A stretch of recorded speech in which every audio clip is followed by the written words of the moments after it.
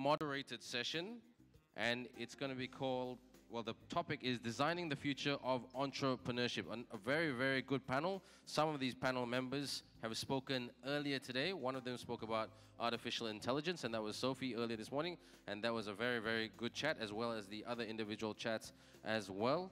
And we had Fleur, who spoke, I think, on one panel, and she spoke individually as a session as well. So as the couches get set up, please do not go anywhere. If you need to go to the toilet, do that as well, but please come back. Someone told me, don't ask them to go to the toilet. No, you must go to the toilet, sir, okay?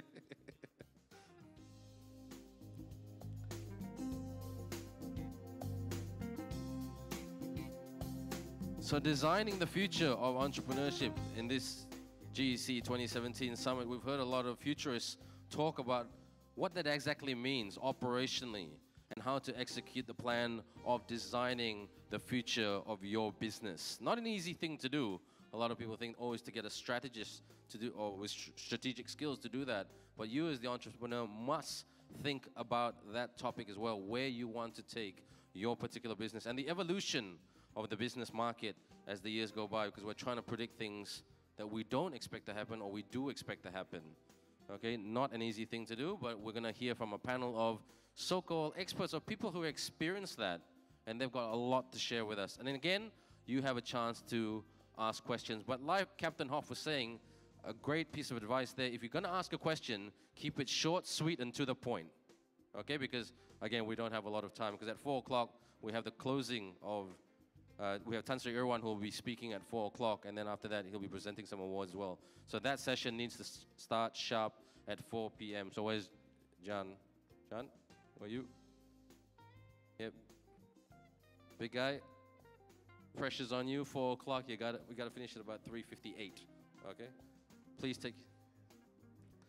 Okay, as you can see, the panel is coming on stage right now. Let's give them a big round of applause. Come on. Come on, we can do better than that.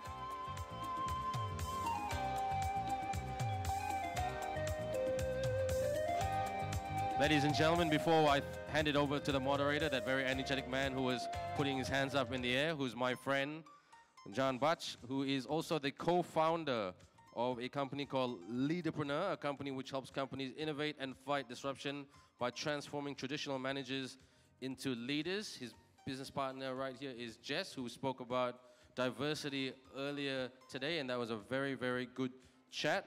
So just to tell you a bit about John, I mean, I met him and his business partner Jess last year at GEC 2016, and ever since then we've gone on to become very good friends, not just professionally, but personally as well. Went to their Christmas party, and then we've also spoke about how we should make good disruptions to the entrepreneurship ecosystem in a very, very good way. A conversation that we love to have, not just on WhatsApp, but in terms of face-to-face.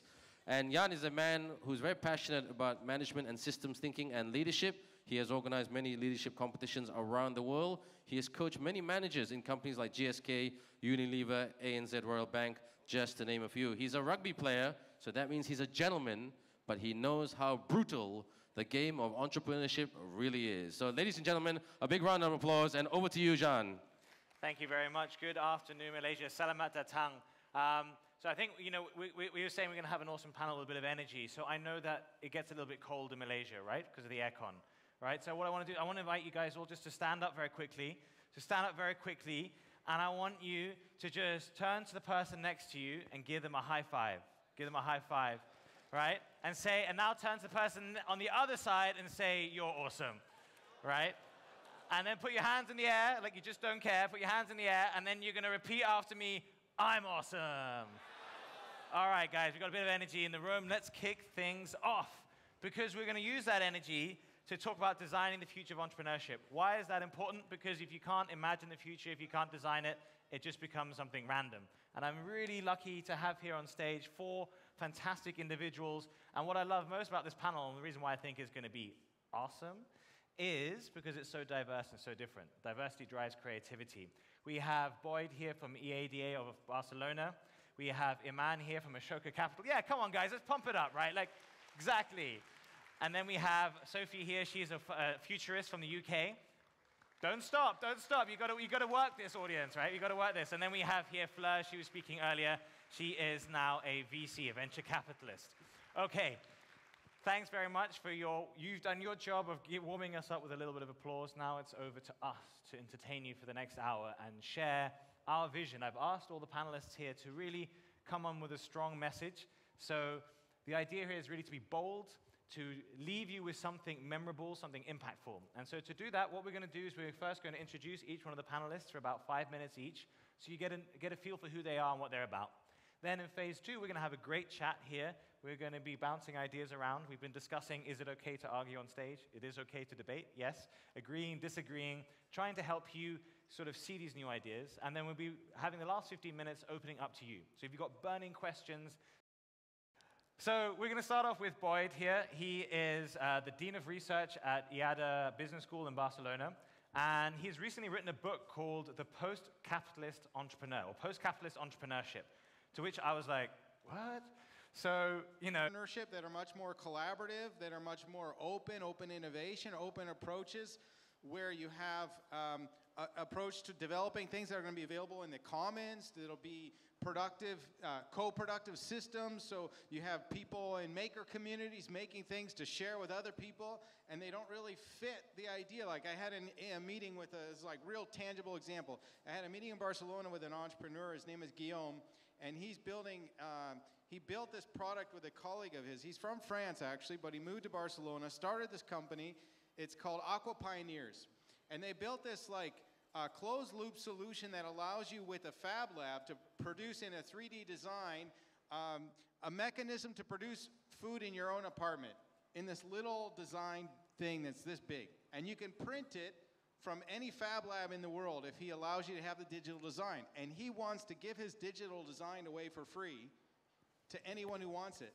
But he also wants to find a way to survive and generate some income from it. Right. So we had this great talk about, well, what could you do to actually give away your solution and still generate enough money to survive? And there's a bunch of ways you can do it. So my book is basically, Post-Capitalist Entrepreneurship is about what happens in our society when entrepreneurs are less driven to become the next fill in the blank, Steve Jobs or Bill Gates or whoever, and instead they actually want to produce something good for society and do it in a collaborative way with other people. That's what post-capitalist entrepreneurship. And you had this great idea, which I love, which is like the 99% entrepreneurship, right? Which is really talking about, like you just said, moving away from the unicorn obsession, which is unhealthy and realistically not going to happen for anyone. The statistics are so low, and actually making more of a lifestyle, right? Can you tell us a little bit about that? Yeah, so the tagline of the book is startups for the 99%. I'm thinking about what does entrepreneurship look like as we go forward, in the sense that not everyone's going to start with a team and raise venture capital funding. In fact, I have a chapter in my book we can debate later called saying venture capital is dead in a post-capitalist society. So what we're seeing is people are increasingly choosing to actually be part of this gig economy where they're doing more project work and fewer people are actually working for companies in traditional jobs, and they're increasingly doing things that are more entrepreneurial. But the way we usually think of entrepreneurship is you have to actually be building a team and raising venture capital funding, and you want to be the next unicorn. But actually what I've discovered through my research, which is probably not shocking to any of you here, that the vast majority of entrepreneurs are not even thinking about or even caring about venture capital or becoming a billionaire. The vast amount of entrepreneurs just want to do something interesting for society, make good money doing it, and really enjoy what they do and the people they work around. And increasingly, because of the technologies and tools we have available, it's even possible to do a lot of these kind of entrepreneurial things without even having a team, or even having raised any external funding, or the money you raise comes from crowdfunding or initial coin offerings. So the world is changing, and it's increasingly possible to be an entrepreneur by yourself without even creating jobs for other people or becoming a billionaire. And maybe you don't even need that. You can just be happy with what you're creating, what you're impacting in your local environment. Exactly. That's what you're saying, right? Yeah. And so how does that take us to your vision of the future? Let's say in 10 years' time, right? Do you see this employer-employee relationship breaking down? Do you think people are going to be moving at a significant scale in society towards this gig economy model, towards a new way of working? I think it's happening already, whether we want it to or not. There's somewhere around 1/3 to 50% of the U.S. workforce right now doing some part-time or freelance work. It's happening around the world for a lot of reasons. It's happening because there's fewer jobs, because people like Sophie are committing everyone to go to AI, and then we don't need people to work on it. I'm joking. Sorry, Sophie. But, you know, between AI, big data, automation, robotics, we all know the future of work is different. All the data and the research shows that over the next few decades, most of the jobs most of us have are actually not even going to be jobs in the future. It's already happening. Plus, we have this consolidation of power with the multinationals, so fewer and fewer companies sort of absorbing more and more of the different markets. So, and those companies are more and more efficient. Labor productivity is going almost vertical. So I think there's really no choice but for people who want to make money outside of basic income, which I think will be part of the future somehow. Yeah. And we'll come to that later, I think, in the conversation. The only other way to make money in the future, because you won't have enough full-time employment, will be to do some creative things on your own. Right. And why should work be connected to the amount of time you work, right? It's you could think about it as a value that you produce. So that takes us really nicely to Iman. So Iman is the vice president of Ashoka Global, a fantastic organization focused on social entrepreneurship. As a social entrepreneur, passionate about women's rights and policy, and you know, I think it's such an interesting story. You've told us multiple times you're from Egypt, right? Promoting Cairo as an innovation center, right? And also, you know, there's this fusion of entrepreneurship and women. It's becoming, I mean, it's almost sad to say that it's becoming hot because it should have been hot already. But you know, you've been in these countries, you've fought for women's rights, you've fought to push the agenda to the front. How would you spin this in terms of the future of entrepreneurship from your perspective? Maybe from policy or from a women's perspective. What do you think? Well, I actually think that if you think of the future at all, you have to think of women. Whether it's on entrepreneurship or in technology, I mean, women are 50% of the world, and we're the mothers, the sisters, the daughters. I mean, we really should shape the world. But anyway, I'll leave that another time. But I think if you talk about entrepreneurship, first of all, entrepreneurship is one of the ways to look at the future. And yes, if we have to think of entrepreneurship to really bridge the gender gap. I mean, at the end of the world, you have to know that in America, for example, United States, only 18% of leadership positions are held by women. And in other countries, in Europe, it is actually 21. But 60% of that are really human resource managers. The VCs in the United States, 20% only of the money going from VCs goes to women. Women-led social entrepreneurs. And why is this happening? What is this all about? It's happening because there is gender bias everywhere. So what I'm saying, it's institutional, systemic. I think it is institutional, and societies are gender-minded and gendered. In Ashoka, for example, we have 40% of our fellows across the world are women, which is really the highest. However, only 7% of these women scale up because they don't have the all-boys club, they don't have access to networks, they don't have access to finance, and that's what we're trying to do in our programs. Yeah. But I think this is one way of looking at the future of entrepreneurship. We have to focus on women, but we also have to focus on children. We have a program called Lead Young, and I am sure if you talked to any one of the successful leaders from Steve Jobs to Steve, just Steve. Yeah, Steve. Every Steve's in the world, but everybody really, you will find that they have led young when they were young. And this is also what we're trying to, if you want to be a change maker, in order to be an entrepreneur, in order to be a successful person, in order to really lead the world, you have to also focus on the young. Yeah, and can I just jump in there with you on that? Because what I think is so interesting is that no one talks about entrepreneurship at school. No one talks about entrepreneurship at university. I went to a pretty good school in the UK, pretty good university, like very standard, solid. There is not a single person I know in my network of people who's an entrepreneur. I have never been encouraged by my parents, who are entrepreneurs themselves, or my university, or anyone, or any authority figure, to ever become an entrepreneur. And I am an entrepreneur, But it's always be a consultant, be a banker, do something. So why do we do this? Actually, this is fantastic. We have two programs in Ashoka. One is called Lead Young and one is called Change Making Schools. Yes. And what we do is we go into the schools and try to do competitions across the world where the schools that really are encouraging kids to be entrepreneurial, to be change makers, to be problem solvers. What we're also doing with Lead Young is we're portraying all the successful people as young kids when they were leaders, so that we are trying to convince the mothers, because it's the soccer mother, the mother that wants her kid to get A in math. The tiger mom as well, right? The tiger mom. Yeah. In Asia, right? They know what I'm talking about. And we're trying to make them change-making parents. Like, I believe that I became a social entrepreneur and I was really a fighter for women's rights and I changed many laws and I did many things because I had change-making parent. And I want every one of you to be a change-making parent. You have to encourage your kids. It's important to get A at math. I'll just say one last thing. I was in a conference, just to give you the difference. I was at a conference in Jordan called Next Generation. I was Egyptian and I had a woman from Jordan and then two billionaires, one Egyptian and one guy from Jordan. I want you to know that the two guys reminded the two of us who were employees and social entrepreneurs that they used to cheat from us in exams.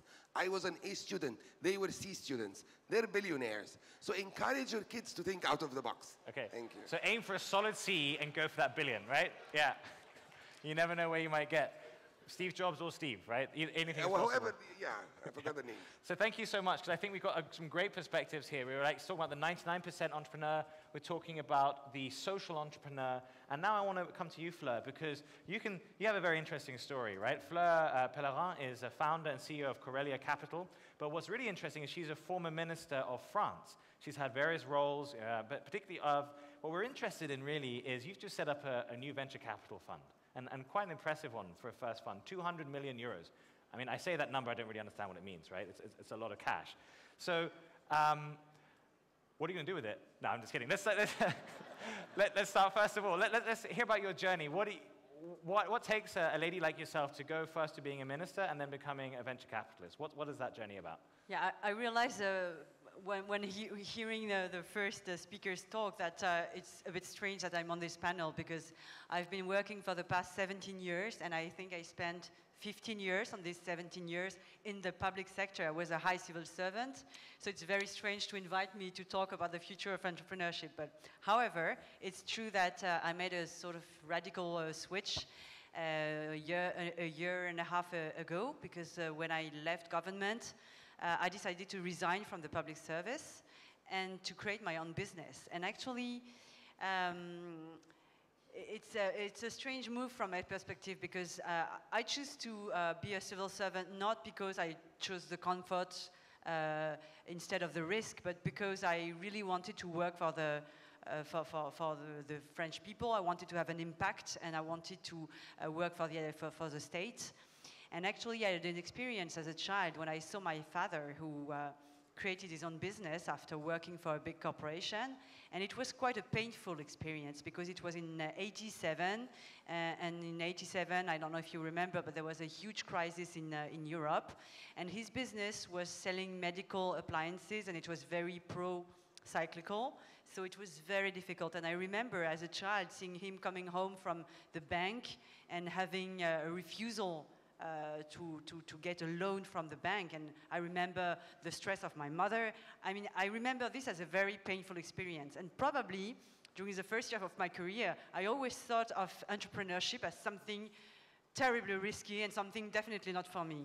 So, so now I think what has changed, and what I can deduce from what has been said until now in the panel, is that the borders between public and private are getting blurred, and that we talk about social entrepreneurship, it means that the common interest is not the monopoly of states or governments anymore, and that people, even people from civil society, can decide to commit into an entrepreneurial adventure that has to do with public service, or that has to do with common interest.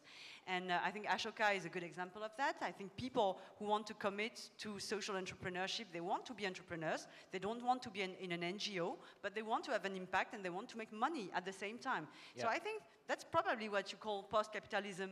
But I think there's room for these kind of entrepreneurs and also people who want to make profit and who want to become Steves and who want to become billionaires. So probably there is room for the two, but definitely there is now a sort of hybridization of the entrepreneurial figure. And probably I am an example of that because I spent a lot of time in serving the public, and now I decided that I wanted to finance and to support young entrepreneurs because I finance early stage companies and startup in the tech environment.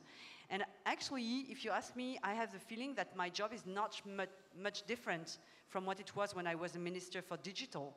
Actually, I still support the same people. I was working on the legal framework, the regulatory environment, the tax environment to make things easier for entrepreneurs, and now I'm giving them the means of their ambition. So it's a sort of But it is different because, you know, Fleur, I'm gonna ask you this, right? The 200 million euro question. Why did you leave the ministry? Like, what was that? Did you feel frustrated that you couldn't have the impact you wanted to? Yeah, I mean, I think we'd love to hear that if you can share that with us. When I was a minister? Yeah, because you had achieved it. It's a fantastic position to achieve, and you took that step. Is it because you felt trapped? Is it because you felt excited by doing something new? What drove that? Why did I want to create my business? Or why did you said you resigned, I believe. Like, yeah, why did you do that? Well, first, I was fired, so it was not really my choice. Okay, right. Hashtag but you know, question, right? Hashtag, you know, when you do politics, you know that it's a short-term contract, right? And it's very unsteady, so it can happen every day. So, but then, you know, I had a choice to get back to civil service. But, you know, I felt like it was time for me to have another experience. And I think it's very interesting today to have this possibility to experience. It's a luxury. I know it's not, it's maybe not a perspective that is open for everybody, but I felt that it was one lifetime opportunity to really do something very different and to learn a new job. And I do it in a very humble way because it's a new job for me. So I need to learn from the people who have a track record and who have some experience in being venture capitalists. But it was now or never. So I really wanted to jump into the unknown. And I think that's interesting as well, because my understanding of the word entrepreneur is from the French verb entreprendre, right? Which means to undertake things, to be adventurous, to go out and do stuff. And what I think is so interesting is, I mean, I'm thinking of you as like a political entrepreneur, right? Because I think entrepreneur is not a role, it's an activity, right? You're doing stuff, you're undertaking new ventures, you're making things happen, whether that's in the political space, the social space, the 99% space, the 1% space, the big, whatever space, but you're someone who's doing stuff. Is that, would you agree with that? Yeah, it's taking risk, I think. And right. Because probably what I didn't realize earlier is that I was, you know, probably trained to stay in my comfort zone. Trained by who? By yourself or by the system? No, because I think the culture, the education system in France, the way we are trained maybe as girls, you know, who become also professional women afterwards, maybe makes us a bit risk averse.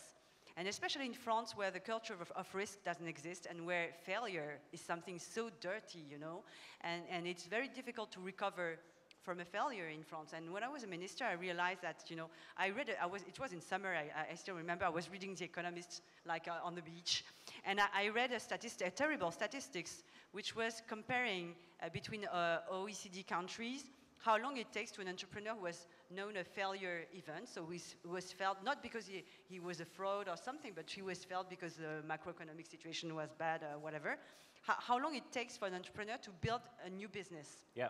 And in Sweden, for example, it was 8 months. Wow, okay. In France, 8 years.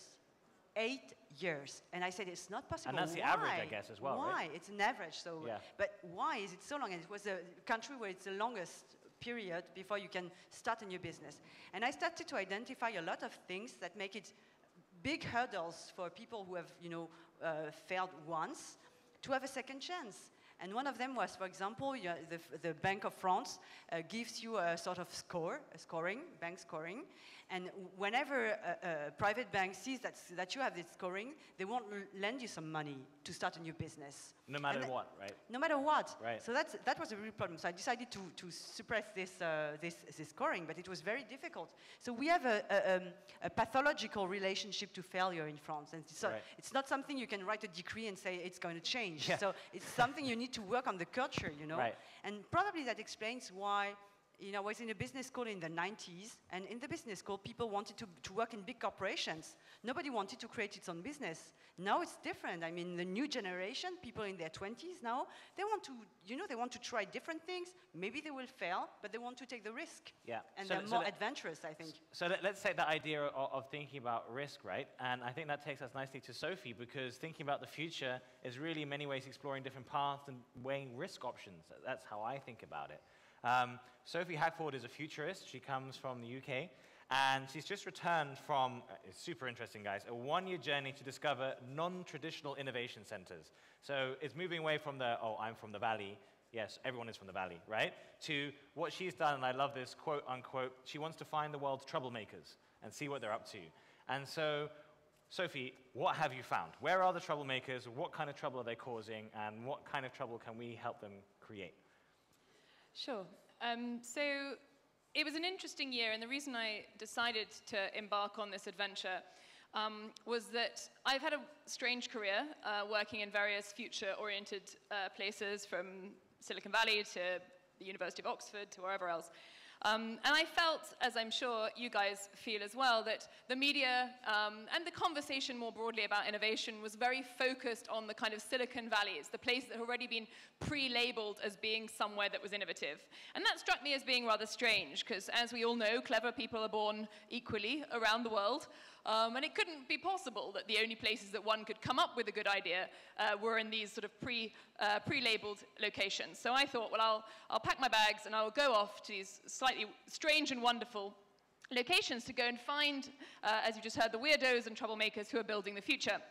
Can I just touch on that? Yes? Did you actually just decide to do that? I mean, Yes. you literally just got a map and said, let's go. Yes. I mean, that's amazing. Like, I mean, most people here are not packing their bags and saying, you know what, forget Silicon Valley. Try it. It's really fun. Right? Yeah, I mean, I've had a pretty unusual career anyway, so for me, perhaps it wasn't as unusual as it would be for, I don't know, an investment banker or a minister of culture or whatever it might be. But yeah, it was, I think it was also an important moment to do it. The more connected we get, you know, the easier it is to share tools online. I mean, we just talked about open source, the open source movement. You know, it's easier now than ever to get cheaper and quicker and faster and more powerful technology wherever you are in the world, and that's a tremendous thing. But anyway, I suppose my thesis was, how do I figure out what are those conditions for entrepreneurship? What are the conditions that mean you don't have to be in Silicon Valley, but that make you sort of create wonderful things? And if I take Shenzhen as an example, which is the sort of, you know, bleeding edge of all this stuff, there's a few things that really struck me when I was there, and I saw them as well in Detroit and various other places around the world too. And I guess one of them is the idea that you have to have humans in the same place together. I think that idea that human connectivity is as important as technological connectivity. Right, physically together, you're saying. Physically together, and the idea that you're not alone. Being an entrepreneur is a horribly lonely experience. Yes. And it's wonderful to know that other people are out there failing. You're not the only one. I think a lot of entrepreneurs around the world, I'm sure, feel like they're the only one who can't make it work, which is, of course, completely the opposite. It's very rare that it actually ever works. So I think that human connectivity is really important. I think the second one, just to the point I sort of just touched on, is about sharing. This concept, very much like I think, and I wasn't around in Silicon Valley in the early 70s, but I hear that Shenzhen is sort of similar to how Silicon Valley was in the early days, because it was more of a Wild West. You know, now Silicon Valley is much more of a clinical environment. Right. You know, it's much more formalized, whereas you go to places, as I said, like Shenzhen, but plenty of others, and you get this incredible vibrancy, this incredible clashing together of ideas, and of access to ideas. And in the West, we call that theft. But in Shenzhen, it's kind of described more of a kind of sharing mentality, where they're sharing the IP of companies and of countries. They're not doing the sharing. Sometimes, right, exactly. And I think it may require us in the next few years to think quite differently about the concept of IP as a result, because in this world, this post-capitalist, possibly, world that we may be entering, you know, it's clear that the existing parameters for being successful in business are very, very different. And that's emerging, as I said, in these new hotspots that, Can you give us an aha moment? I'm trying to picture you being in Shenzhen. Was there, or anywhere you were in the world, was there kind of a moment where this just crystallized together and you were like, Wow. Can you Yes. take us there? Like, I what will. happened? I will tell the story pretty quickly because I will truncate it as much as I can in the interest of time. So I went into it's actually in Shanghai, it wasn't in Shenzhen. I went into a makerspace. And I met this guy who was a chef in his day job. And he was showing me this single-person helicopter that he was making in his spare time. A chef. In building a helicopter. Wait a minute. Oh, right. Okay, gets better. That he was making in the Shanghai makerspace. And I was like, wow, that's kind of impressive.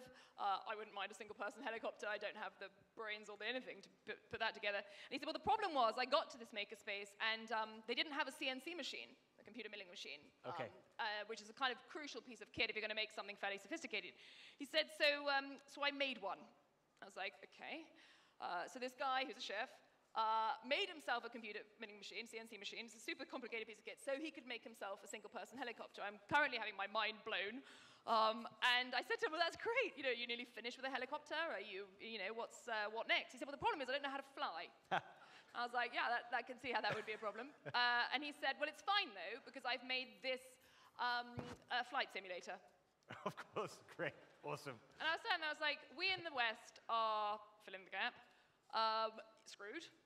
It's probably a polite way to put it, because this man, like a lot of other people, of course, in China and beyond, has access to supply chains. International supply chains have been forged over the last 40 years. He has access to any materials and any hardware or software that he wants to get his hands on, and he's got access to the IP that's needed to build a CNC machine in your spare time. And it was that moment, not that you know, it's one example of many, but it was a good convergence of lots of different things that really made me think, wow, you know, this is not what you read about, you know, in the tech magazines and in the tech press, but this is real innovation. And I guess that takes me, I think, to the question, I think, and then we can open it up for the conversation, is like, what's so interesting about that is that desire drives innovation, right? He wanted a helicopter.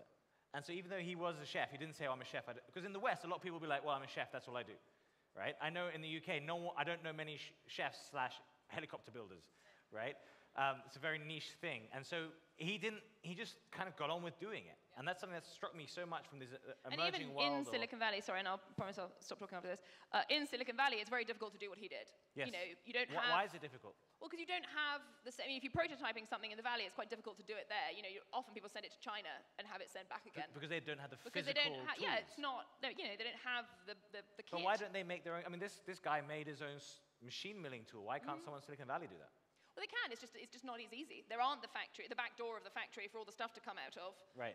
They didn't quite make it onto the... Or do they not want it enough? Apple's boxes. What? Do you think they don't want it enough? No. I mean, you're in Silicon Valley. I think it's different. I think it's just a different environment. Right. So you think there's equal levels of hunger? I really have to jump here. Please. No, jump. because I love the idea of the fact that you decided to go around and see the troublemakers. And it emphasizes something that I really believe in.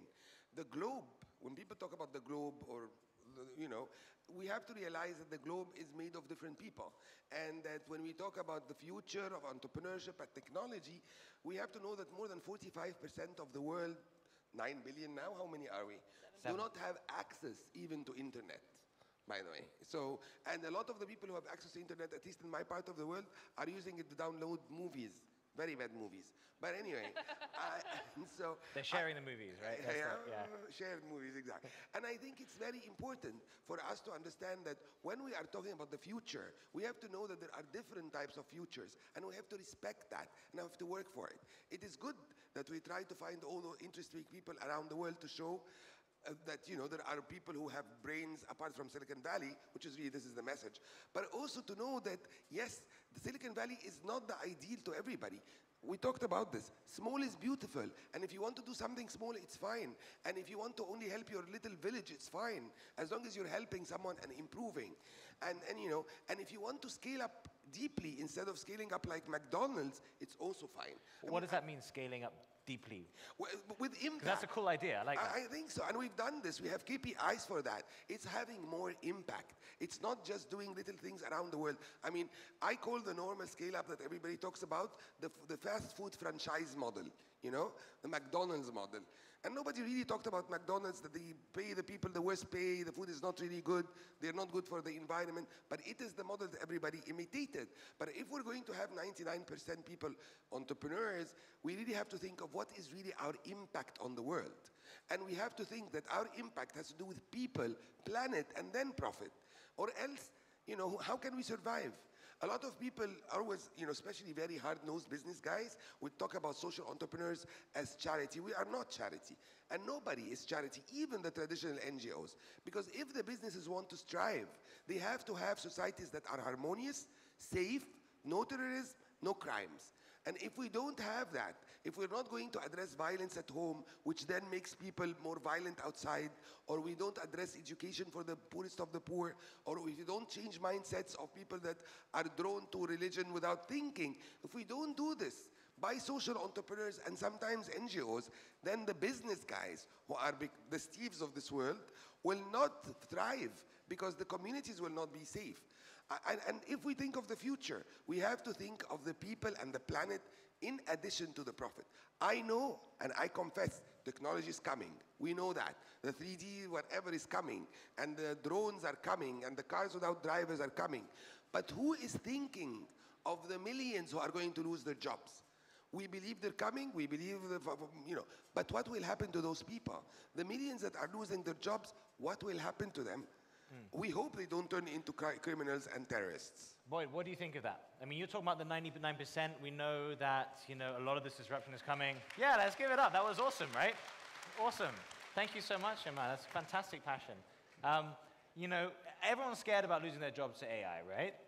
Or we should be, at least, you know. How do you think this plays a role with the 99% and the future there? Well, you're not going to get much disagreement from me on this one. I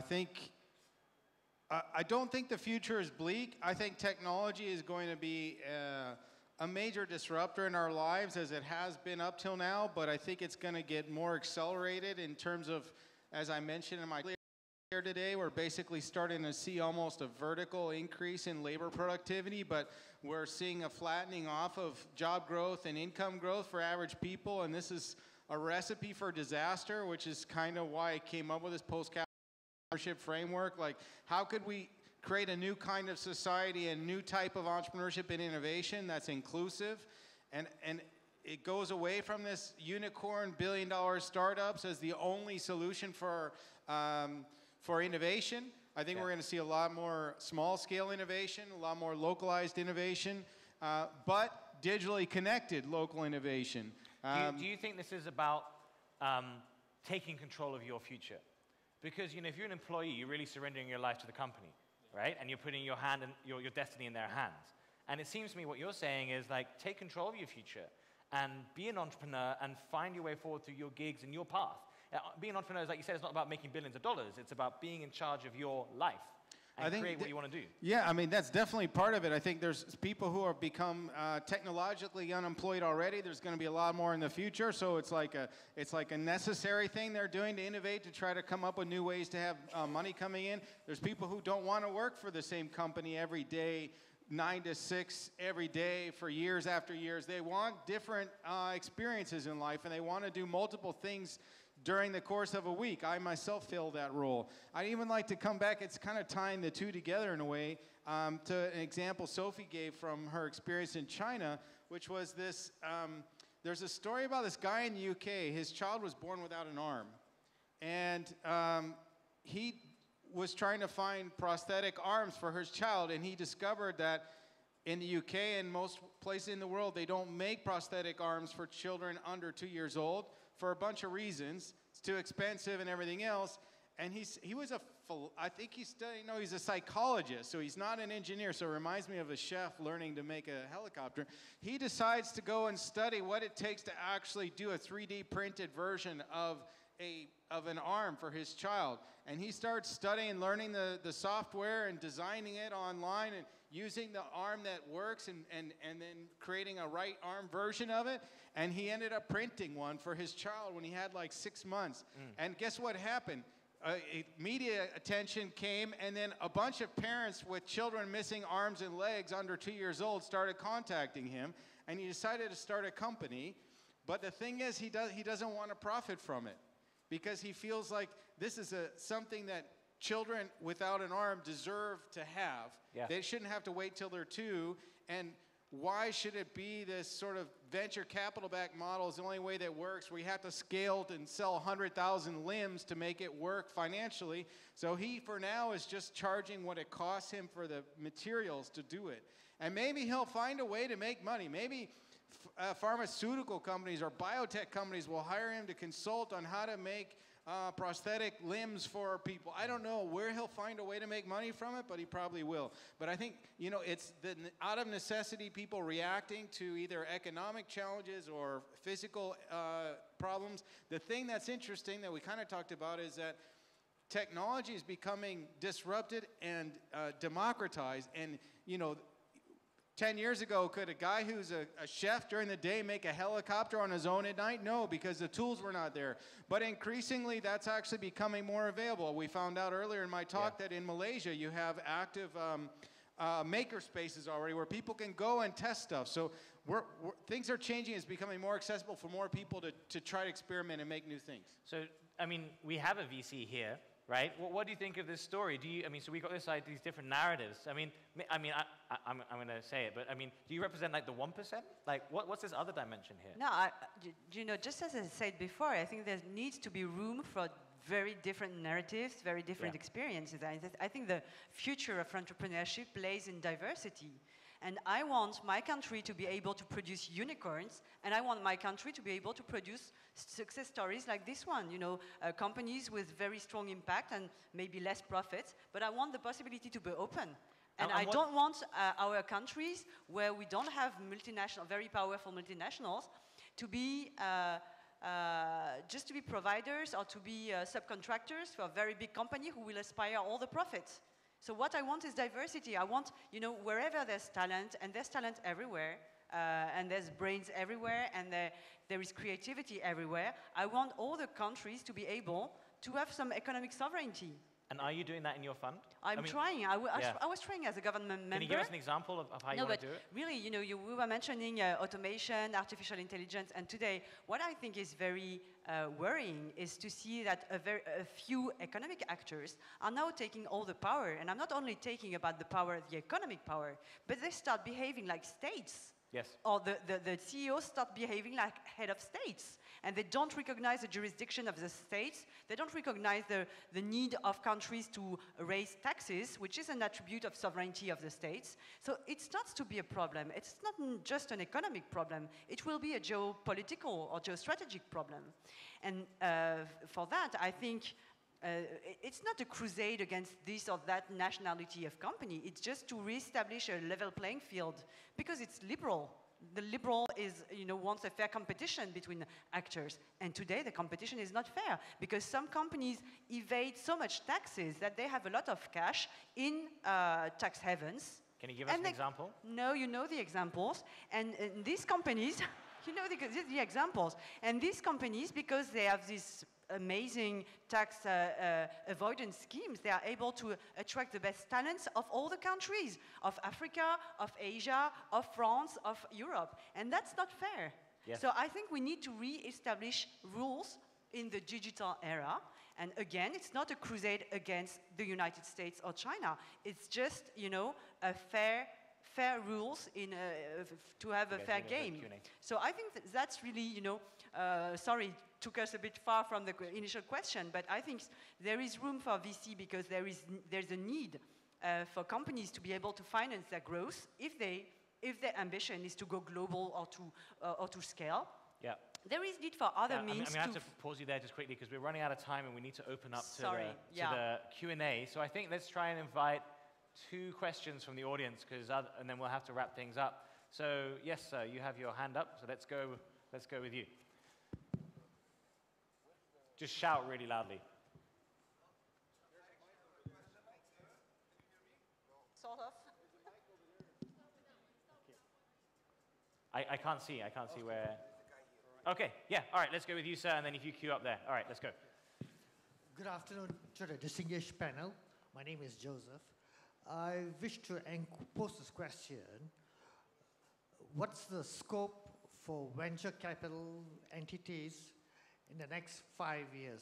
Because if there's going to be disruption in terms of financing, probably the venture capital entities will be affected because of evolving technologies.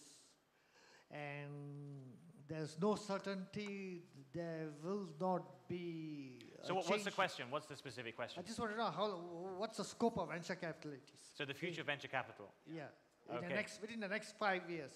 So we have a VC on the panel, and we had this little debate beforehand. One of the chapters in my book is called "Venture Capital is Dead in a Post-Capitalist Society." So I don't think it's going to die, but just like we're seeing the global behemoth companies continuing to grow, we're seeing a parallel sort of alternative economy emerging.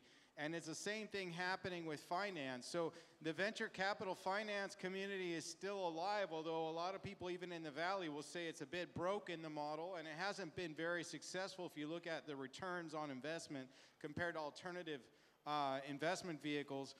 But the thing that's changing now is this whole democratization is happening, and collaboration is happening, open innovation. And when you look at sort of financing vehicles, the accelerated growth of traditional crowdfunding has now competed with venture capital on an aggregate annual basis around the world. There's as much or more money being raised from crowdfunding as there is from venture capital funding. In fact, I think it's now more in 2017. And then we all know in this audience, the whole blockchain and ICO space, initial coin offering, ICOs have now exceeded venture capital funding in the last 12 months. So those are called crowd sales. So the crowd is starting to crowd out, an English term, the venture capital community in a way. There's always, in my opinion, going to be a small minority percentage of startups that will need and benefit from venture capital. I don't think it's going to die. But this whole unicorn aspiration is such a small percentage. That's why the thing about the 99%. 99% of the population is never going to raise, 99.9% will never raise venture capital funding, but 99% of the population will become entrepreneurs. So what do you think, Philip? No, I think he's absolutely right, but I think crowdfunding shrink the venture capital on the seed side, so a very early stage ventures. And at the other end of the ladder, you have private equity also coming on growth deals. So it's true that in the coming years, the space for venture capital might shrink and focus more on a Series B, C, D, so the growth phases of the companies, actually. So that's probably something we're going to witness. Great. So that takes us to you. So I can, go for it. You got a mic now. Thanks, yeah. So my name is Leonard, and I work with an organization representing small and early stage startups in politics and government. So I want to use another image on the 99 and 1%. I would ask the panel whether you would agree with the assumption that policymakers see only 1% of startups and make their decisions based off 1% of startups. We had the example of taxes, for example, and don't see the 99%. So would you agree that this is a bit of a false focus if policymaking is driven by only the 1% of the big companies that we actually see, rather than the 99% of startups who are probably in the room? Yeah, so the question is basically, does policy only focus on the 1% of startups that we see, or does it actually help the 99% that are hidden? I actually agree. I think policy and governments in general respond if there is pressure. And I think what Boyd is saying and what everyone is saying in the ecosystem is, whether it's crowdfunding, crowdsourcing, all the other new ways of even the new currency, there is democratization, and as he said, and I think there is more pressure now on the policymakers to change. I think they will change. I mean, you were talking about French regulations. In the Middle East, in the whole Arab world, if you are bankrupt, you cannot have bankruptcy laws. If you are bankrupt, you go to jail. So it's not even you're afraid of failure. You actually go to jail. So, and this has been very problematic for young startups, but even for, as long as you're not rich from your family. And so it became even a class gap. economic class gap, because as long as you're not getting the money from your family, you're too scared to get it from somewhere else, because then you might be penalized. So I totally agree, and I think the policy is in the way of changing. And I think it will be changing. There is already pressure in our parts of the world. There is already pressure from the crowd. We're trying to get even licenses for crowdfunding. I mean, we don't even have that license, and we're getting it now. We succeeded. Governments will never respond if you don't press. This is how it is. Why should they? You know, if they're going to be comfortable, why should they respond? So I think the more there is demand by people who care about certain things, the more they will change. I just had one sort of comment to make, which is not necessarily in disagreement, but it's like a parallel comment, is that I see the role of regulators and governments more broadly two things. Firstly, I think we face incredible economic and demographic headwinds, that unless we boost productivity, we're going to have a problem. And so technology is going to help us boost productivity, so that's good. The challenge, of course, is how do we make sure that those profits don't just go to the monopolistic, non-named tech companies, and instead... So mysterious. And instead, we use the benefits of that productivity to make sure that we protect job classes who may be threatened by emerging technologies. And I think that's an inevitability over the next few years. So I think the challenge is to regulators, actually, that they will be forced, not necessarily even by us, but by the macroeconomics that we face, to do actually quite radical things when it comes to the redistribution of funds, and whether that's taxing robots, whether that's taxing... Universal income? Yeah, I'm more into the universal basic services model of using education and healthcare and others to provide the bottom line, but for some job categories, possibly a UBI, but it's a last resort as opposed to... That's another panel, right? Yes, that is another panel, definitely. quite. But I think there's a massive role for governments to play in regulating for innovation, but also protecting and using the taxes and the other roles of the state to protect those who have perhaps not gained all the benefits from it. Right. So I think we have time for one last question. So one question, sir. Make it nice and concise. Okay. Can I just interrupt right there, Yeah. John? Because this question is like an award-winning question, because I've just been informed that this gentleman who's asking the question right here, and it's not planted at all, I promise you that. This is Dr. Hafizal Muhammad, who, as tweeted by our Prime Minister just recently, has won an award of the winner of the ASEAN Outstanding Scientist and Technologist Award 2017. And as we're always saying, pushing Malaysians to the world-class level. And that is a world-class scientist and innovator right there. A big round of applause, ladies and gentlemen.